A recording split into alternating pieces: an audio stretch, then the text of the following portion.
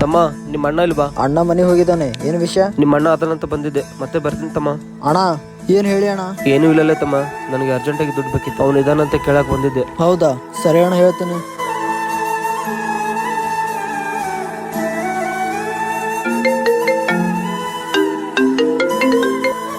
Hello ಅಣ್ಣ, ನಿನ್ನ friend ನಿನ್ನ ಹತ್ರ ದುಡ್ಡು ಕೇಳಕ್ ಬರ್ತಾ ಇದ್ದಾನೆ, ಇಲ್ಲ ಅಂತ ಹೇಳು. ಎಲ್ರಿಗೂ ಹಿಂಗೆ ದುಡ್ಡು ಕೊಡ್ಕೋತ ಹೋದ್ರೆ ನಮ್ಗೇನು ಉಳಿಯುತ್ತೆ? ಸರಿಲೇ, ನಾನು ನೋಡ್ಕೊಂತೀನಿ ಬಿಡು. ನಮ್ಮ ಅಣ್ಣಗೆ ಎಷ್ಟು ಹೇಳಿದ್ರು ಮತ್ತೆ ದುಡ್ಡು ಹಾಕ್ದ ನೋಡು. ಶಾಪಿಗೆ ಬರ್ಲಿ, ಮಾಡ್ತೀನಿ. ಅಣ್ಣ ಅವನಿಗೆ ಬೇಡ ಅಂದ್ರೆ ಎದಕ್ಕೆ ದುಡ್ಡು ಹಾಕ್ದೆ? ವಾಪಸ್ ಕೊಟ್ಟಿಲ್ಲ ಅಂದ್ರೆ ಏನು ಮಾಡ್ತೀಯ? ಇಲ್ಲೇ ತಮ್ಮ, ನಾವು ಈ ಶಾಪ್ ಬಿಡುವಾಗಲ್ಲ ಸ್ವಲ್ಪ ಅವಸರ ಇತ್ತು, ತುಂಬಾ ಜನ ಕೇಳಿದ್ವಿ, ಯಾರಾದ್ರೂ ಕೊಟ್ರ?